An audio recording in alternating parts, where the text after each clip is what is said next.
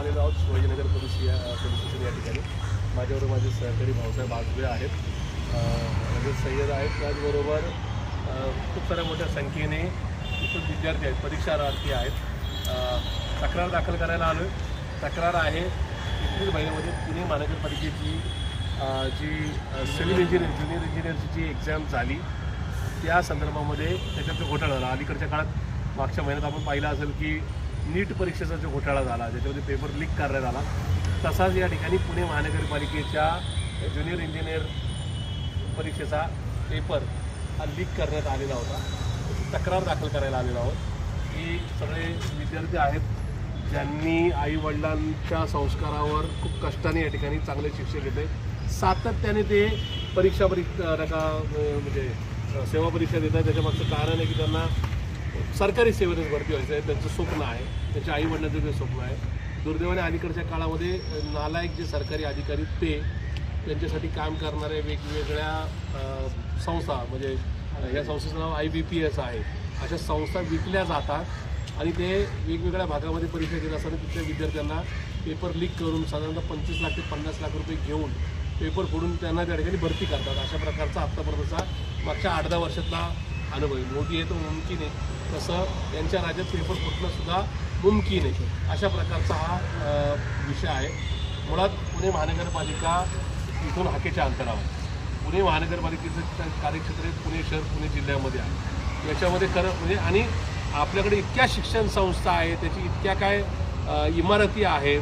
जर ठरलं की बाबा एकाच दिवशी 5 लाख लोकांची 5 लाख विद्यार्थ्यांची परीक्षा पुणे शहरातच घ्यायची, ती घेण्याची लायकी, पात्रता आणि ताकद पुणे महापालिकेची आहे.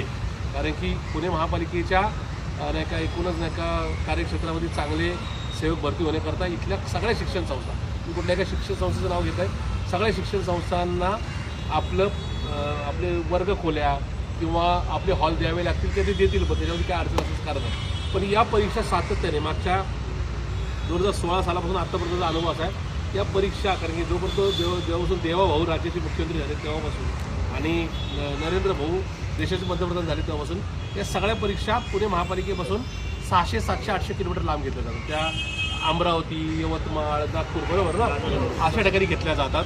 माहिती नाही काय चमत्कार आहे, कारण की तुम्ही इथं पुण्यातल्या विद्यार्थ्यांनी, कोल्हापूरच्या विद्यार्थ्यांनी जरी त्या परीक्षेत बसायची इच्छा दाखवली, त्यांनी तसा अर्ज केला तरी त्याला हॉल तिकीट जे येतं ते विदर्भामध्ये जाऊन येतं आणि त्या परीक्षेनंतर त्यांचं इथली मुलं काही पासआउट होत नाही. बरं, विदर्भ पण माझाच आहे, त्यामुळे तिथली मुलं भरती होत असं तर मला आनंदच आहे. पण ती खरे परीक्षार्थी ज्यांनी खरा अभ्यास केला आहे, ज्यांनी बिलकुल कुठं शॉर्टकट मारा नाही, ते भरती झालं तर मला आनंद आहे. पण या ठिकाणी अशा प्रकारे नका होतो. आता तुम्ही म्हणताल की नेमकी तक्रार दाखल काय करायला हवं. तक्रार अशी आहे की ज्या पद्धतीने गेल्या महिन्यामध्ये टेलिग्रामवर नीट परीक्षेचा पेपर पडला गेला, बरोबर आहे, तसं तुम्हाला माहिती असलं पाहिजे की त्या परीक्षा केंद्रामध्ये आत्ता हे ज्या परीक्षा देतात किंवा इतर मुलं जी परीक्षा देतात त्याच्यामध्ये तुम्हाला मेटल डिटेक्टर क्रॉस करून जावं लागतं. म्हणजे तुमच्या हातात अंगठ्या, घड्याळ, चैन, बेल्ट, त्याचबरोबर नाही का काहीच्या नाही का शूजला ह्या असतात स्टीलच्या पट्ट्या असतात, तो शूज नेला जात नाही. मोबाईल तर बिलकुल अलाउड नाही किंवा डिजिटल वॉच अलाउड नाही.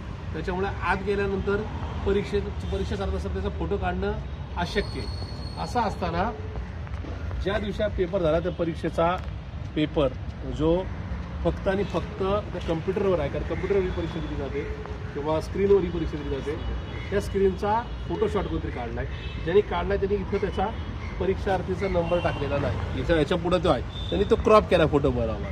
पण हा फोटो परीक्षा चालू असणार, कारण तुम्हाला मी दाखवू इच्छितो त्याच्यावर मिनिट्स आहेत. कुठेच मिनिट्स इथं, हां इथं वर मिनिट्स येतात. त्या मिनिट्स म्हणजे या टायमाला मिनिट्स म्हणजे या मिनिट्समध्ये अमुक वाजून अमुक मिनिटांनी अमुक सेकंदावर हा पेपर टायपिंग चालू होता. अशा प्रकारचा हा स्क्रीनशॉट आहे किंवा फोटोशॉट आहे. त्याच्यामुळं ज्याने हा फोटोशॉट काढला आहे याचा अर्थ तो मोबाईल आतमध्ये घेऊन गेला आहे. त्यांनी पेपर मोबाईलमध्ये उत्तरं शोधून गुगल करून बरोबर हां ती आन्सर शीट घेऊन त्यांनी पेपर सोडवला आहे. त्याचबरोबर तो दुसरा त्यांनी कोणातरी शेअर केला आहे, म्हणजे तरी तो ऑनलाईन ठेवून इतर कुठला मार्गदर्शन करणारा बाहेर शिक्षक असेल किंवा कोचिंगवाला असेल त्याची मदत घेतली. अशा प्रकारची परिस्थिती. हा स्क्रीनशॉट ज्या विद्यार्थ्यांनी परीक्षा दिली आहे, ज्याला तुम्ही मोबाईल घेऊन जाणं पण अशक्य आहे त्याचा नाही, ज्याला IT नाही का IBPSनी ज्याला ते 25-50 लाख रुपये पर स्टुडंट जे घेतले असतील त्यांनी हा केलेला उद्योग आहे.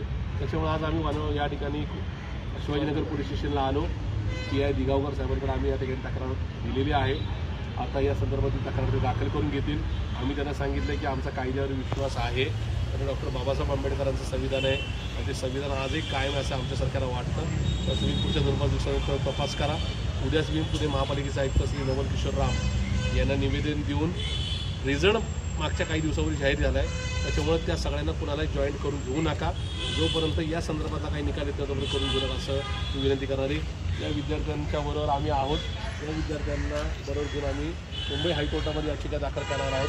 या संदर्भामध्ये यांना योग्य ते नका जे काही तपास करून जे काही दोष असेल त्यांना त्यांच्यावर गुन्हा दाखल करायचे आदेश द्यावेत अशी विनंती करणार आहोत.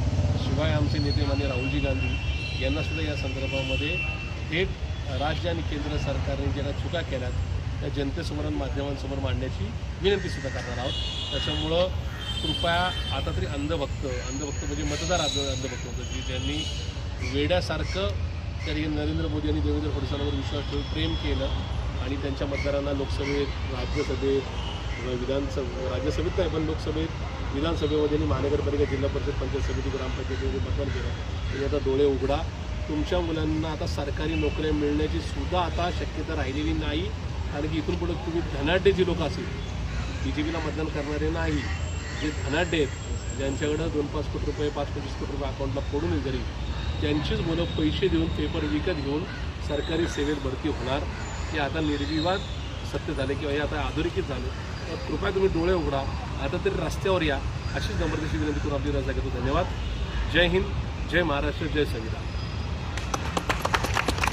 मला बोलायला जायचं तर लगेच